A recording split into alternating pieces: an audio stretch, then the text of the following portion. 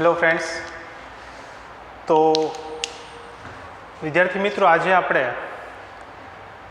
ફિઝિક્સનો એક અગત્યનો ભાગ જે છે, ભાગ કહીશું આપણે આને, એ ભાગનો અભ્યાસ કરવાનો છે. શું છે એનો? Mathematical tools. બરાબર છે કે વારંવાર જે અમુક ખાસ પ્રકારનું મેથ્સ છે, જે ગણિત છે, એનો આપણે વારંવાર ઉપયોગ થશે અને એ ઉપયોગ કરીએ બરાબર, તો એ આપણને સચોટપણે આવડવું જરૂરી છે. તો આપણે જે કાંઈ પણ જરૂરિયાત છે મેથ્સમાં, જે તમને નથી આવડતું અથવા તમે શીખી ગયા છો તો થોડુંક રિવાઇઝ કરી લઈએ, ને નથી આવડતું તો એ શીખી લઈએ. બરાબર, આ જે પોર્શન છે એ તમારે 12th બોર્ડ, JEE, નીટ, કોઈ પણ એક્ઝામ આપો ત્યાં સુધી તમારે આ પોર્શન, જે આ ભાગ છે, આ મેથેમેટિકલ ટૂલ્સ, એ જરૂરી છે. બરાબર, એ નહીં આવડે તો તમને ફિઝિક્સમાં તકલીફ પડશે, અને આ આવડશે તો ફિઝિક્સમાં બહુ ઇઝી પડશે. ઓકે, તો જે કાંઈ પણ છે એ આપણે અહીંયા સમજીશું. તો અમુક વિદ્યાર્થીઓ એવા છે જે બ્રિજ કોર્સમાં હતા અને એમને આ પોર્શન ચાલી ગયેલો છે, મતલબ એમને આવડતું હશે. તો જો એ લોકોને આ વિડીયો ન જોવો હોય તો વાંધો નહીં, પરંતુ જે કાંઈ પણ અસાઇનમેન્ટ આવે એ કમ્પલસરી બધા વિદ્યાર્થીઓએ કરવાના છે. ઓકે, તો શરૂઆત કરીએ આપણે. મેથેમેટિકલ ટૂલ્સમાં સૌથી પહેલું આપણે જોઈએ બીજગણિત. બરાબર, એમાં તમને મોટા ભાગનું બધું આવડે જ છે. બરાબર, ફક્ત એકવાર રિવાઇઝ કરી દઈએ.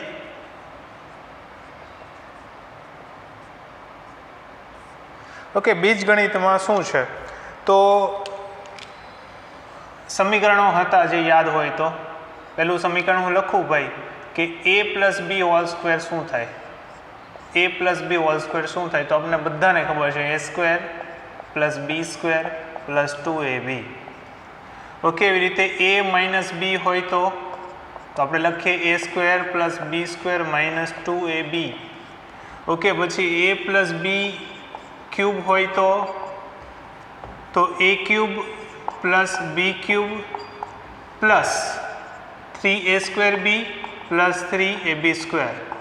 ઓકે, આને હું પર્પઝફુલી થોડુંક રીઅરેન્જ કરીને લખું છું. જો a³ + 3a²b + 3ab² + b³. Okay, એવી રીતે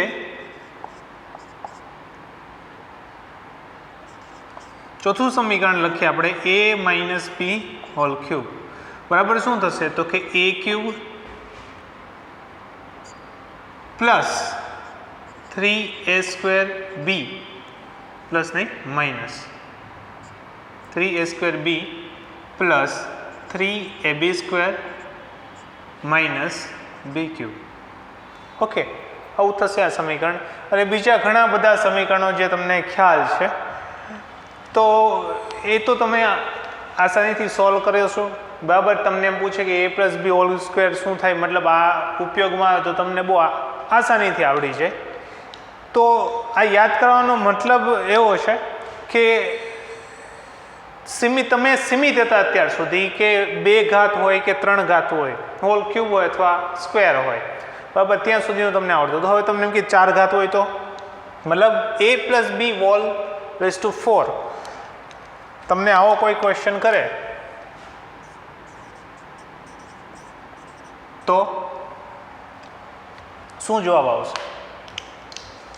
તો અહીંયા આપણી પાસે જવાબ નથી.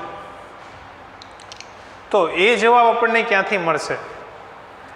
કઈ રીતે કરશું? તો આપણે આજે એક એવું સમીકરણ શીખવાનું છે. એ સમીકરણના આધારે તમે આ જે ઘાત છે તે ગમે તેટલી હોય, એ 4 હોય, 5 હોય, -4 હોય, -5 હોય, અહીંયા પ્લસ હોય, માઇનસ હોય, બધામાં તમે દરેકમાં એ એક સમીકરણનો ઉપયોગ કરો. તમે એ એક સમીકરણ આવડી જાય તો તમને આ સોલ્વ કરતા આવડી જાય. ઓકે, તો એ સમીકરણ શું છે? તો એ સમીકરણ જે છે એને લખતા પહેલાં હું તમને એક પેટર્ન બતાવી દઉં. તમને આમાં આ બે સમીકરણમાં કંઈક પેટર્ન દેખાય છે? a + b3, a - b3. Okay, આને થોડુંક રીઅરેન્જ કરું તો તમે આને આવી રીતે લખી શકો a² + 2ab + b². ઓકે, આને એવું લખી શકીએ a² - 2ab + b². ઓકે, તો હું શું બતાવવા માગું છું તમને કે દરેક પદ જુઓ, દરેક પદમાં a અને b ની ઘાત જુઓ. અહીંયા a ની ઘાત 2 છે, b ની ઘાત કેટલી છે તો કે 0 છે. ઓકે, b ની ઘાત આપણે અહીંયા 0 લખીએ એટલે કે b⁻0 શું થાય 1. ઓકે, આ પદમાં a ની ઘાત 2 b ની ઘાત 0. આ પદમાં a ની એક ઘાત ઘટી ગઈ અને b ની એક ઘાત વધી ગઈ એટલે 2 માંથી અહીંયા 1 થઈ ગયું અને b ની 0 હતી એની કેટલી ઘાત થઈ ગઈ 1. હજુ આગળ વધશો શું થશે તો કે ભાઈ b જે છે એની ઘાત કેવી થઈ જશે 2 થઈ ગઈ, હજુ એક વધી ગઈ અને a ની ઘટે છે એટલે શું થાય છે અલ્ટિમેટલી કે એકની ઘાત દરેક ક્રમિક પદમાં જોવા જઈએ તો ઘટતી જાય ને બીજાની કેવી થાય વધતી જાય. ઓકે, અહીંયા શું થશે, અહીંયા તમે જોઈ શકો કે a ની 3 ઘાત છે, b ની કેટલી 0, પછીના પદમાં a ની 2, b ની કેટલી વધીને 1 થઈ ગયા એટલે જો b ની એક ઘાત વધે છે 0 1 2 3 થઈ ગઈ, a ની 3 2 1 0. ઓકે, આવું કેમ થાય છે? આનું એક સ્ટાન્ડર્ડ ફોર્મ છે, એક સમીકરણ છે, દ્વિપદી પ્રમેય કહેવાય છે. બરાબર, મેથ્સમાં તમે આનો અભ્યાસ કરશો પરંતુ બી ગ્રુપ વાળાને આ નહીં હોય, આનો ખ્યાલ નહીં હોય તો આપણે એ સમજીએ શું છે દ્વિપદી પ્રમેય, બાયનોમિયલ થિયરમ.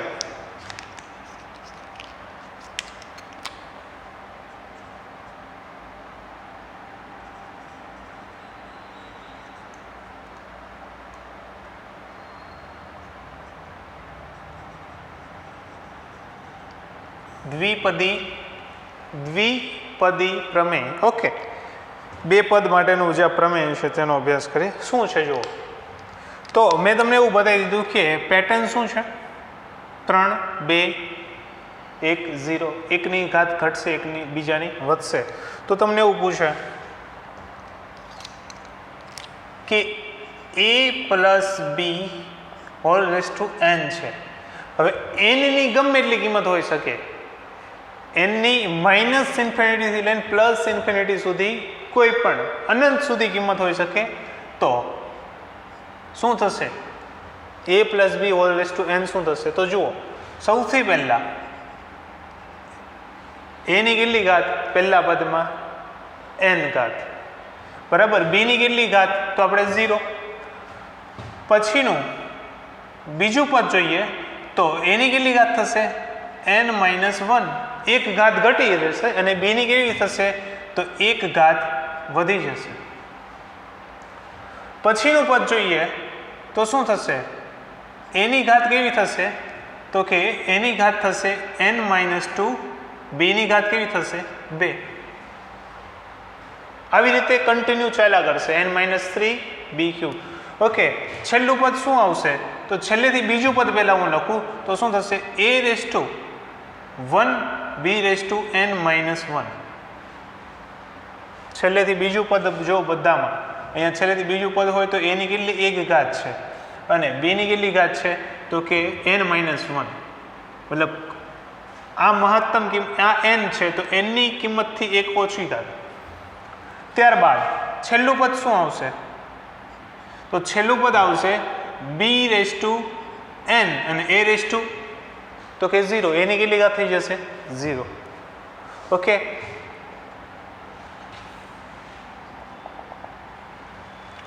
આવી રીતે મતલબ દરેકમાં જો તમે જોઈ શકો a ની એક ઘાત ઘટાડવાની, b ની એક ઘાત વધારવાની. ઓકે, આવું થોડુંક યાદ રાખજો. ઓકે, દરેક વસ્તુમાં આપણે એક્સપ્લેનેશનમાં નહીં જઈએ કે ડિટેલમાં પ્રૂવ કરવા નહીં જઈએ કે કેમ આવું આવ્યું. અમુક વસ્તુ આપણે બાય ડિફોલ્ટ એક્સેપ્ટ કરી લઈશું, ઠીક છે, કેમ કે આપણો એ ટોપિક નથી કે આપણે એ દરેક વસ્તુ શીખીએ. આપણે ફિઝિક્સ માટે આનો ઉપયોગ કઈ રીતે કરવો એ આપણે શીખવાનું છે, એ ક્યાંથી એવું એ આપણે શીખવાનું નથી. ઓકે, તો કહેવાનો મતલબ કે એની જે ઘાત ઘટતી જાય છે, બીની ઘાત વધતી જાય છે. ઓકે, એ તો થઈ ગયું. હજુ કંઈક ઘટે છે. આમાં શું ઘટે છે તો કે અહીંયા આ જે છે દરેકની સાથે કોઈક જગ્યાએ કંઈક સહગુણક જોવા મળે છે. અહીંયા 3 છે, અહીંયા 1 છે. તો એ કઈ રીતે નક્કી થશે? ઓકે, તો એની માટે એક બીજો કોન્સેપ્ટ જો ધ્યાનથી આ સમજજો. ઓકે, એની માટે બીજો કોન્સેપ્ટ શું છે? જો તો હું એક સંજ્ઞા લખું છું NC0. ઓકે, એટલે કેપિટલ C લખું છું, એના આ એક ભાગમાં ઉપર આ તરફ કંઈક લખું છું, અહીંયા કંઈક લખું છું. ઓકે, ઘણી વખત અહીંયા પણ લખે છે લોકો, તો આ જે છે ને અહીંયા લખે છે, તો એ પણ વેલિડ છે. ઓકે, એ મેથ્સમાં વધારે તમને ખ્યાલ આવશે. આપણે સ્ટાન્ડર્ડ આપણે આ રીતે લખીએ છીએ. શું છે? NC0. આને કહેવાય છે કોમ્બિનેશન. ઓકે, કોમ્બિનેશન શું છે? મતલબ આના આધારે એવું નક્કી થશે કે આ ટાઈપના પદ જ્યારે તમે આને નોર્મલી આપણે શું કરીએ, a+b² હોય તો આને આપણે શું લખીએ? a+b લખીએ. હા, પછી એનો a સાથે ગુણાકાર, એનો b સાથે ગુણાકાર, પછી b નો a સાથે ગુણાકાર, b નો b સાથે ગુણાકાર, ને એવી રીતે વિસ્તરણ કરતા જઈએ. ઓકે, જ્યાં સુધી પોસિબલ હોય ત્યાં સુધી. ઓકે, આ પ્રમેય શું છે? ડાયરેક્ટ એ જવાબ આપે છે કે આ ટાઈપના પદ કેટલા, તો કે આટલા. a⁴n વાળા પદ કેટલા, તો કે આટલા. ત્યારબાદ છે અહીંયા શું થશે તો કે આ તો એઝ ઇટ ઇઝ રહેશે. ઓકે, અહીંયા જે b ની ઘાત હોય તે લખવાની થશે, તો અહીંયા કેટલી થશે? 1. આગળ NC2. આ n શું છે? તો n આ જે મહત્તમ ઘાત છે તે. ઓકે, એવી રીતે અહીંયા શું આવશે તો કે NCn-1 અને અહીંયા શું આવશે? NCn. Okay, NCn. તો એને કઈ રીતે સોલ્વ કરવું એ હું કહું તમને. NC0 જે છે, NC1 છે, એ શું બતાવે છે તો કે આ પ્રકારના પદ જ્યારે તમે આને n વખત વિસ્તરણ કરશો, આને આ કેમ આપણે 2 વાર લખ્યું કારણ કે 2 ઘાત છે, તો એ રીતે n વખત લખીશું તો શું થશે? તો n વખત લખીએ પછી આવી રીતે બધાનો ગુણાકાર કરીએ તો શું થાય? તો તમને આવા અમુક પદ મળે. તો એ કેટલા પદ મળે? તો કે આટલા. તમે આ a+b³ છે બરાબર, એને 3 વખત લખો પછી ગુણાકાર કરો તો તમને આવું પદ એક જ મળશે, આવા પદ 3 મળશે. પછી તમે ત્રણેયનો સરવાળો કરશો એટલે 3a²b લખશો. ઠીક છે? એવી રીતે અહીંયા થશે. તો દરેક પદ કેટલા મળે છે આપણને ડાયરેક્ટ અહીંયાથી જવાબ મળી જશે. ઓકે, તો આને શું કહીએ છીએ? કોમ્બિનેશન. મતલબ આ ટાઈપના કોમ્બિનેશન કેટલા? તો કે આટલા. યાદ રહી ગયું કઈ રીતે સમીકરણ યાદ રાખવાનું? ઓકે, આનો બરાબર બહુ વધારે પડતો ઉપયોગ નથી. આપણે અહીંયા શરૂઆતના 3-4 સ્ટેપ આવડે એટલે ઇનફ છે. ઓકે, અને આની પેટર્ન આપણે કહી દીધી. શું? 1 ની ઘાત વધારતી જવાની, 1 ની ઘાત ઘટાડતી જવાની. બરાબર, 0 થી શરૂઆત કરવાની અને n થી શરૂઆત કરવાની. યાદ રાખજો, 1 થી શરૂઆત નથી કરવાની. અહીંયા b ની ઘાત 0 છે અને કોમ્બિનેશન NC0. હજુ એને થોડુંક સરળ કરી દઈએ આગળ. તો આ રીતે આ સમીકરણ છે એ બાયનોમિયલ થિયરમ કહેવાય છે. ઓકે, દ્વિપદી પ્રમેય કહેવાય છે. હવે અહીંયા NC0 શું છે એ આપણે સમજી લઈએ. ઓકે, તો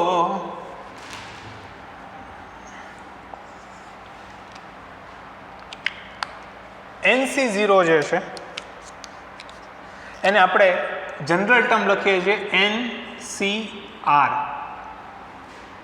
આ 0 જે છે ને જગ્યાએ આ બરાબર શું થશે તો કે n⁴.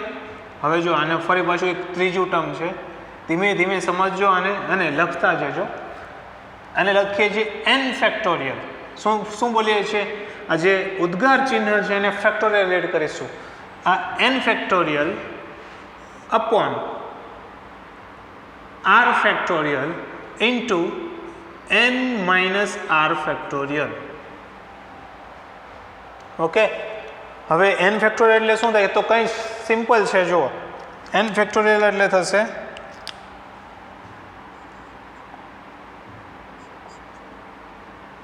n⁴ લખીએ તો શું થાય તો કે 1 × 2 × 3 × 4 × 5 અપ ટુ ક્યાં સુધી, તો કે n સુધીનો ગુણાકાર, અથવા આને ઉલટું લખીએ તો કે n × n - 1 × 3 2 1 આ રીતે ગુણાકાર છે, 1 થી n સંખ્યા સુધીનો ગુણાકાર.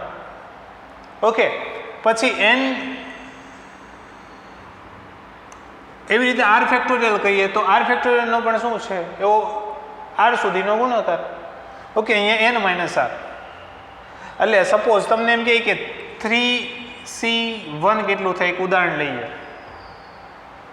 ઓકે, તો આપણને કે 3c1 કેટલું થાય, તો કે 3 ફેક્ટોરિયલ અપોન, જો આ n થઈ ગયું, અહીંયા r થઈ ગયું. પહેલાં આઈડેન્ટિફાઈ કરવાનું, જ્યારે શરૂઆત તમે દાખલા કરશો ત્યારે અહીંયા આવું થોડુંક આઈડેન્ટિફાઈ કરવાનું. ઓકે, આનો એટલો ડિટેલમાં યુઝ નથી, પરંતુ આ નોંધ રાખીશું આપણે, કોઈક જગ્યાએ જરૂર પડે તો.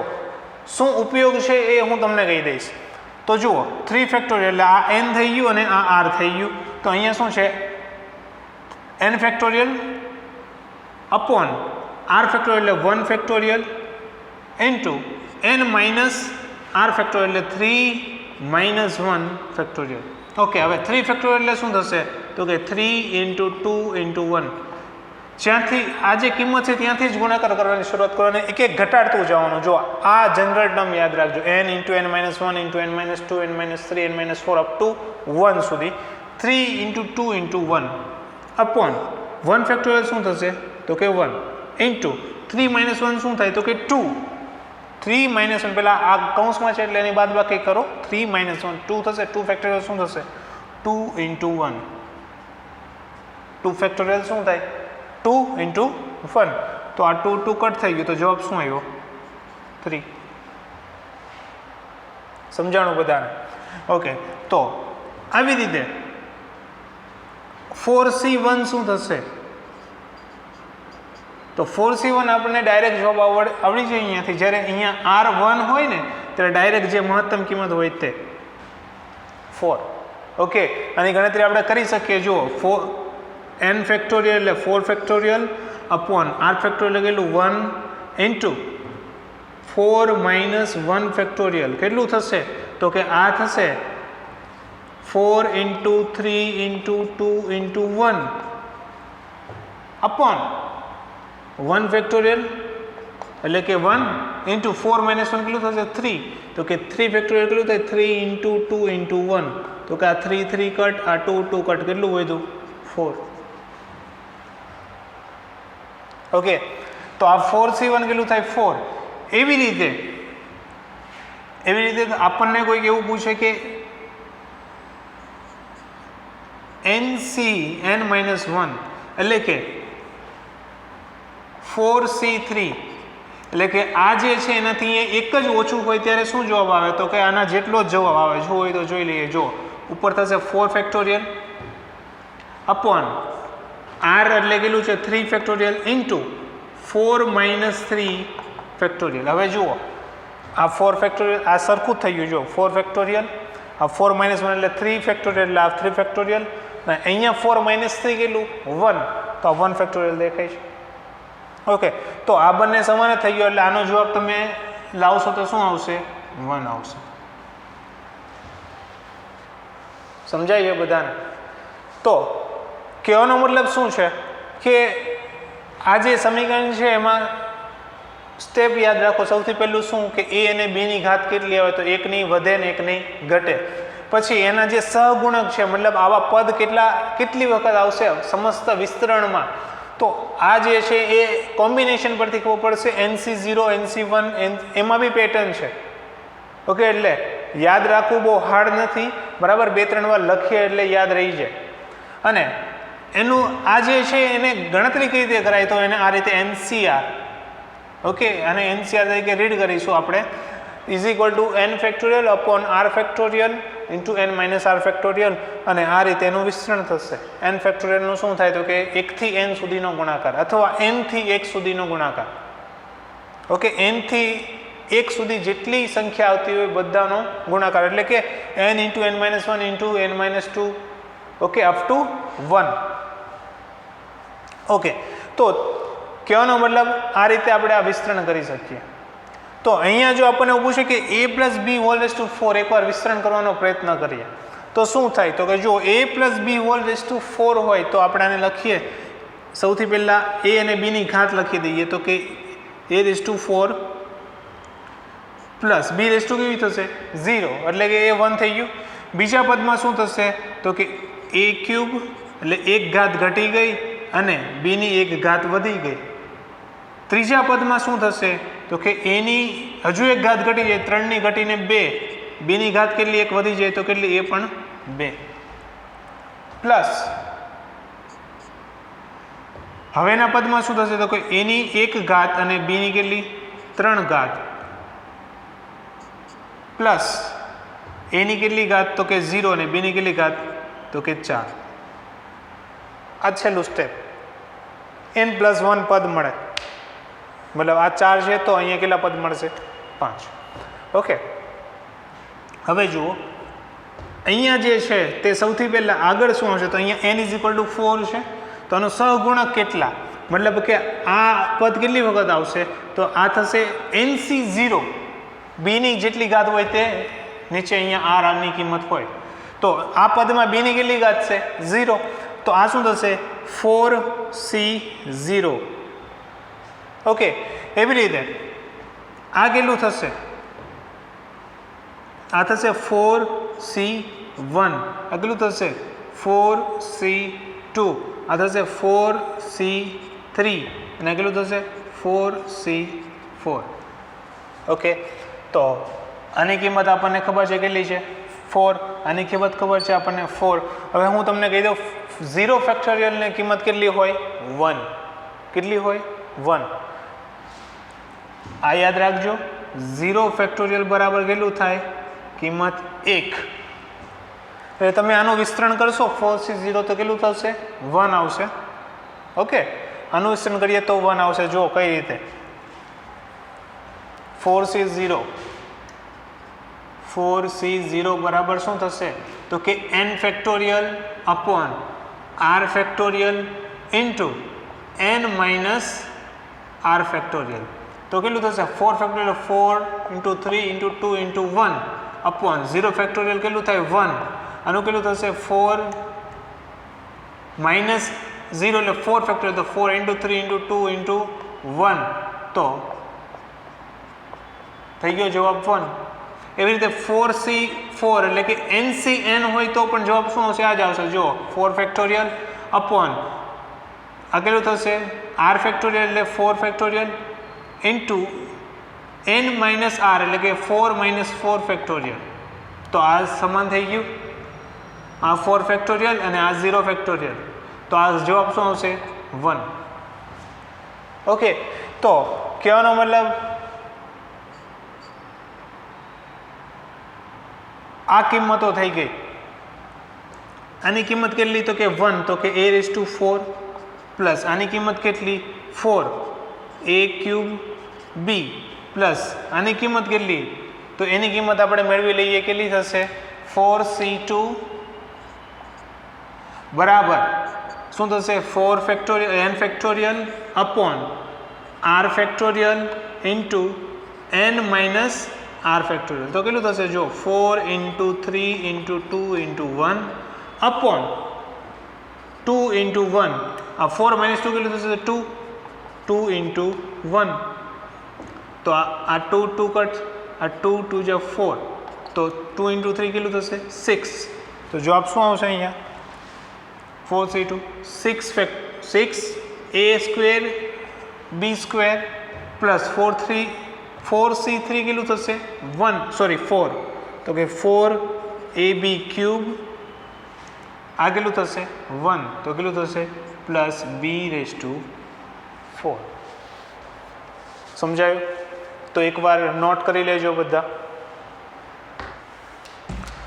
ઓકે, તો જે આ છે એને થોડુંક સિમ્પ્લિફાઈડ અને હવે આપણે શું યુઝ છે તેની વાત કરી દઈએ કે આ જે થિયરમ છે દ્વિપદી પ્રમેય છે એનો યુઝ શું છે. આપણે તો એકવાર પ્રમેય લખી દઈએ a plus b whole raise to n is equal to શું લખ્યું આપણે તો કે nc0 a raised to n plus nc1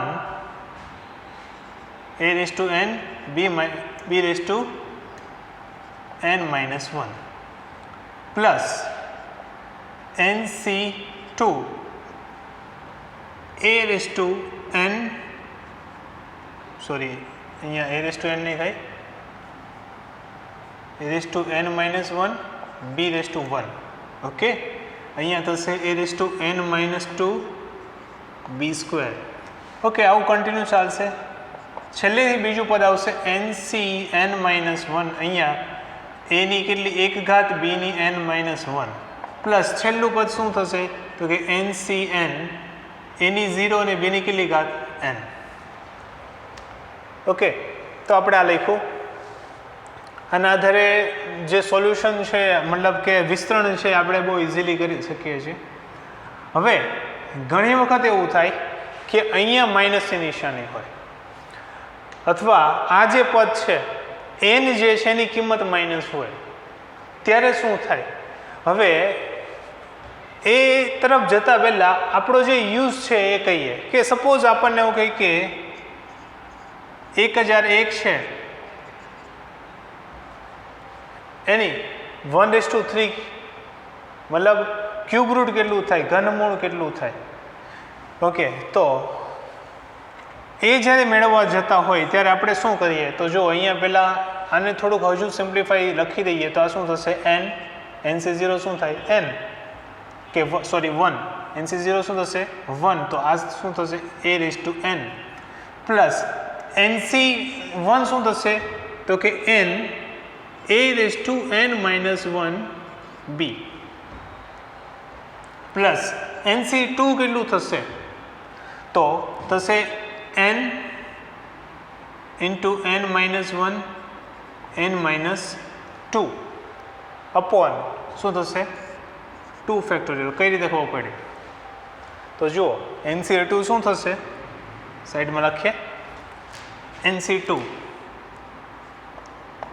n factorial upon 2 factorial એટલે કે r factorial into n minus 2 factorial એટલે જો આ લખી શકાય n into n minus 1 into n minus 2 factorial એટલે n minus 2 થી 1 સુધીનું ગુણાકાર છે એટલે n minus 2 ફેક્ટોરિયલ થઈ ગયું upon 2 factorial n minus 2 factorial તો આ કટ થઈ ગયું તો શું વધ્યું n into n minus 1 upon 2 factorial okay તો sorry n into n minus 1 upon 2 factorial okay ખબર પડી આ કઈ રીતે એવું જો 10 આપણે એવું કહીએ 10 ફેક્ટોરિયલ કેટલું થાય તો કે 10 into 9 into 8 into 7 into 6 into 5 into 4 3 2 1 એટલે કે એને આપણે 8 ફેક્ટોરિયલ લખી શકીએ ઓકે અથવા આને આપણે એવું લખી શકીએ 10 into 9 into 8 into 7 ફેક્ટોરિયલ પણ લખી શકીએ જરૂરિયાત આપણી શું છે આપણે n minus 2 ફેક્ટોરિયલ નીચે આવે છે એટલે આપણે જરૂરિયાત છે n minus 2 ફેક્ટોરિયલની તો એ ત્યાં સુધી લખી શકીએ આનો મતલબ એ જ થાય ને 7 ફેક્ટોરિયલનો મતલબ શું થાય 7 થી 1 સુધીની જેટલી સંખ્યા છે એનો ગુણાકાર તો આ એ જ છે તો એવી રીતે અહીંયા કર્યું તો આ જવાબ આવ્યો n into n minus 1 2 factorial plus શું થશે તો કે આ કન્ટિન્યુ થશે છેલ્લેથી બીજું પદ શું મળશે આપણને તો nc n minus 1 એટલે શું થશે n a raised to 1 b raised to n minus 1 plus nc n કેટલું થશે તો કે 1 તો b raised to n okay આની પછીનું એક પદ પણ લખી શકીએ આપણે n into n minus 1 n minus 2 upon 3 factorial a raised to શું થશે અહીંયા તો કે અહીંયા a ની કેટલી ઘાત થશે અહીંયા આપણે ઘાત નથી લખી ફરીથી લખીએ આપણે આખું પદ શું થશે n into n minus 1 upon 2 factorial હવે a ની કેટલી ઘાત તો કે a ની n minus 2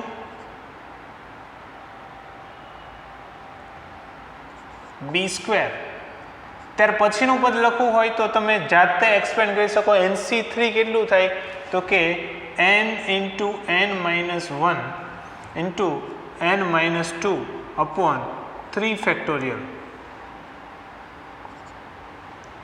ઓકે એની કેટલી ઘાત અહીંયા તો કે એની ઘાત થશે n-3 b ક્યુબ છેલ્લેથી બીજું પદ કેટલું થશે તો n-1 શું થશે n a⁻1 b⁻n-1 plus NCN કેટલું થશે 1 b⁻n ઓકે એટલે આપણે આને આ રીતે પણ લખી શકીએ છીએ હવે યુઝ શું છે આપણો તો કે આપણે જે છે શરૂઆતના 1 2 3 અને 4 પદ યાદ રાખવાના છે બસ એ ઇનફ થઈ ગયું આપણે માટે આનાથી વધારે પદ આપણે યાદ રાખવાની જરૂર નથી 1 2 3 4 આપણે વારંવાર એનો જ યુઝ આવશે એનાથી પણ ઓછું ફક્ત પહેલા બે જ પદ જરૂર પડશે કેમ જુઓ હવે અહીંયા જુઓ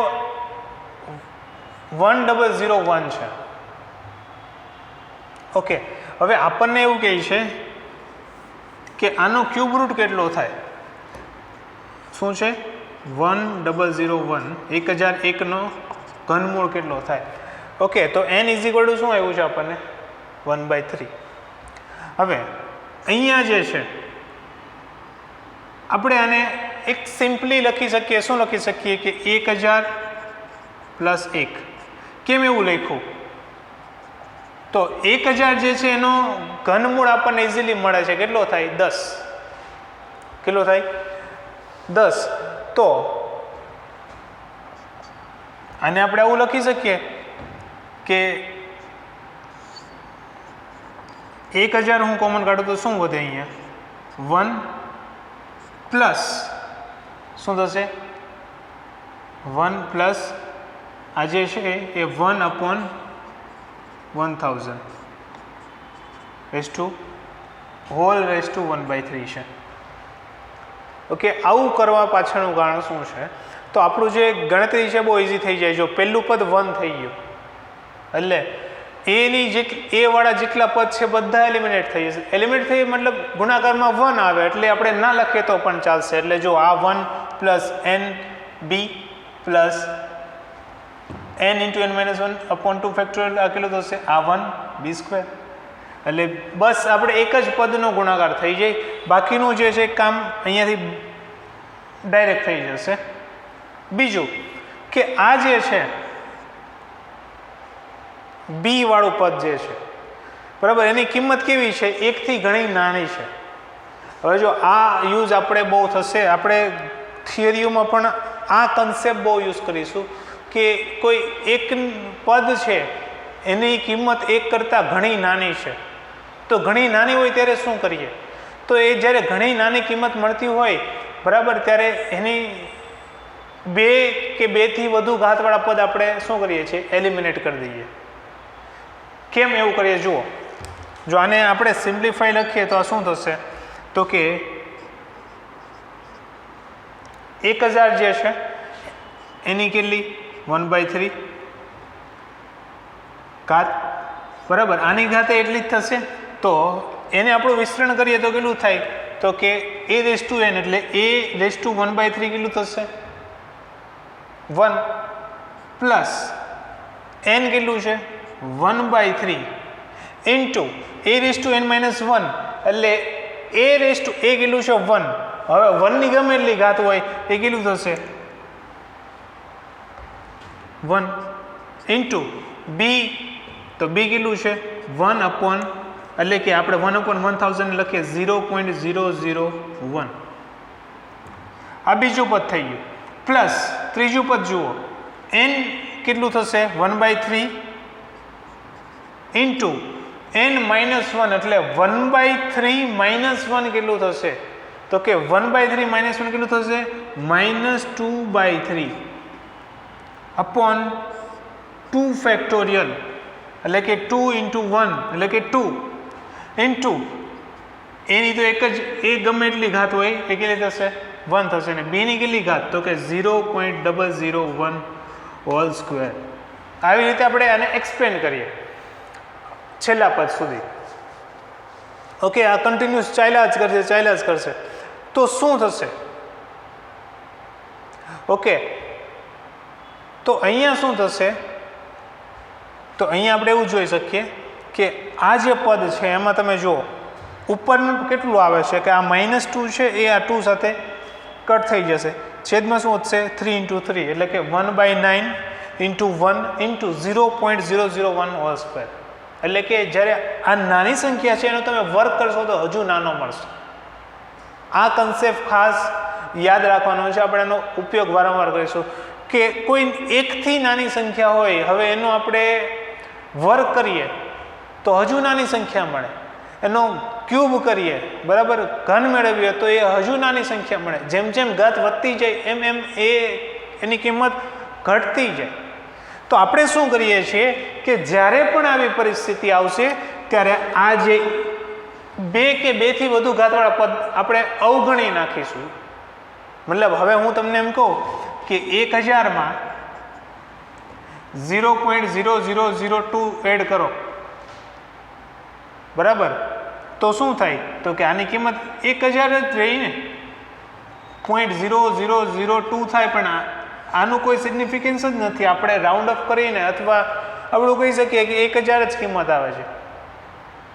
કહેવાનો મતલબ કે જ્યારે સરવાળો આવે, સરવાળામાં આ પદ મોટું હોય ને આ ખૂબ જ નાનું હોય, એટલે અહીંયા તમે જોઈ શકો કે આ બધા પદ જે છે અહીંયા 1 પ્લસ આ 0.01/3 છે, અહીંયા આ પદ ખૂબ જ નાનું આવે છે.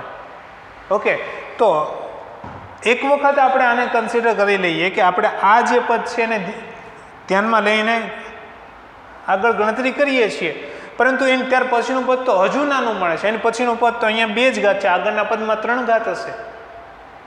તો આપણે અહીંયાથી જે છે એ બધા પદ શું કરી દઈશું, અવગણી નાખીશું. સરવાળામાં ફરીથી યાદ રાખો, આપણે અહીંયા શું કરીએ, જ્યારે 2 પદનો સરવાળો 2, 3, 4 ગમે એટલા પદ હોય એનો સરવાળો હોય, એમાં એકની કિંમત બીજા કરતાં ખૂબ જ નાની હોય તો એવા પદને આપણે અહીંયા અવગણી શકીએ છીએ. એનાથી કોઈ ફરક નથી પડતો, ફક્ત સરવાળા બાદબાકીમાં જ.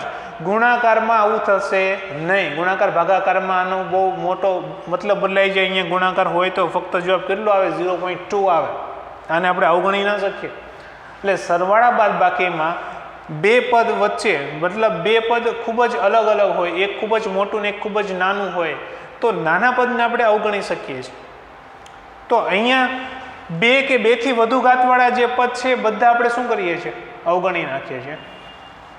અવગણી એટલે આપણને જવાબ શું મળે છે, તો જુઓ આપણને મળે છે 10⁻⁴ શું મળશે, તો કે 10, 1000નું ઘનમૂળ કેટલું 10.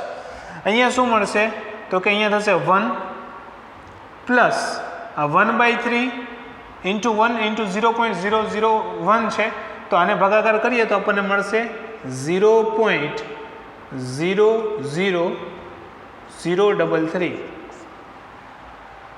ઓકે, તો આ થશે 10 × 1.00033, તો આ થશે 10.10 નો આની સાથે ગુણાકાર કરો તો 10.0033. આ જવાબ આવી ગયો. આપણે કેલ્સીમાં કરીએ 1001 નો વર્ગમૂળ ઘનમૂળ તો આપણને આ જ જવાબ મળશે, નિયર આ જ આવશે. કારણ કે બાકીના આ પદોનો કોઈ મતલબ બનતો નથી, કારણ કે અહીંયા પોઈન્ટ આ પછી 3 આંકડા છે, વર્ક કરીએ તો 6 થઈ જશે, પોઈન્ટ પછી 6 થશે, પછી 1 આવશે, ક્યુબમાં કેટલું થશે 9, એટલે એનો કોઈ મિનિંગ નથી. કહેવાનો મતલબ શું છે, તો કે અહીંયા આપણે એવું કન્સિડર કરવાનું છે શું, કે જ્યારે પણ સરવાળા બાદબાકીમાં એક પદની કિંમત બીજા પદ કરતાં ખૂબ જ નાની હોય તો એવા નાના પદ, જે નાની કિંમતવાળું પદ છે તેને આપણે શું કરીએ છીએ, અવગણીએ છીએ. અને દ્વિપદી પ્રમેયનો આપણે આવો ઉપયોગ પણ કરી શકીએ છીએ. 1001નો આપણે વર્ગમૂળ કે ઘનમૂળ કે એવું કંઈક કાઢવું હોય તો આપણે આસાનીથી અહીંયાથી કાઢી શકીએ છીએ. ઓકે,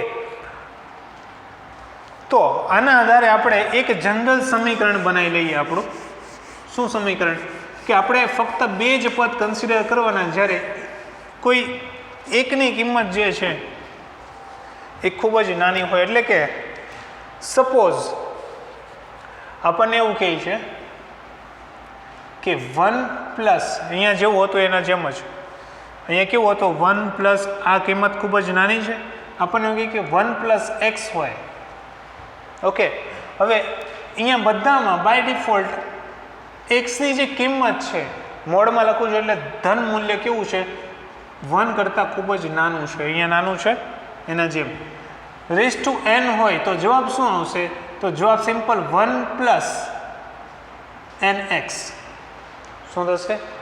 1 પ્લસ nx સિમ્પલ, બીજું કંઈ નહીં. જો અહીંયા શું થઈ ગયું? 1 plus n into x. Okay, કેમ કે આ પેલું પદ તો 1 જ છે બરાબર, આની ગમે એટલી ઘાત હોય બધા પદમાં 1 જ કિંમત થવાની છે એટલે ડાયરેક્ટ જવાબ આપણો શું આવશે? 1 પ્લસ nx. ક્યારે?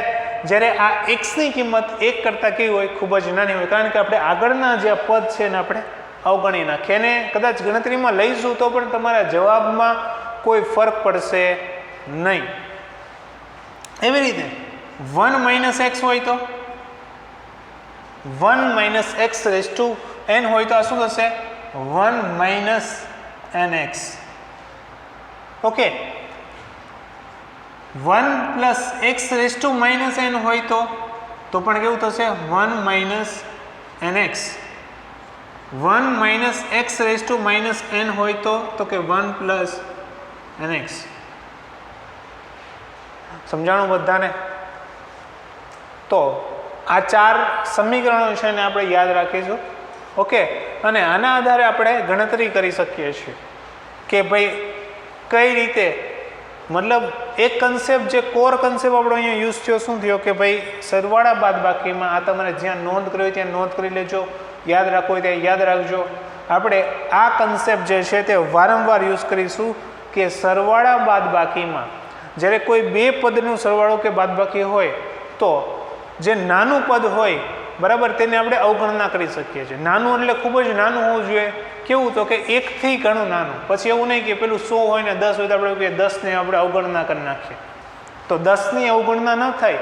એનું કારણ છે કે 10 જે છે 100 કરતાં ભલે નાનું હોય પણ એનો કંઈક મહત્વ રહેશે, નહીંતર કિંમતો બધી બદલાય છે.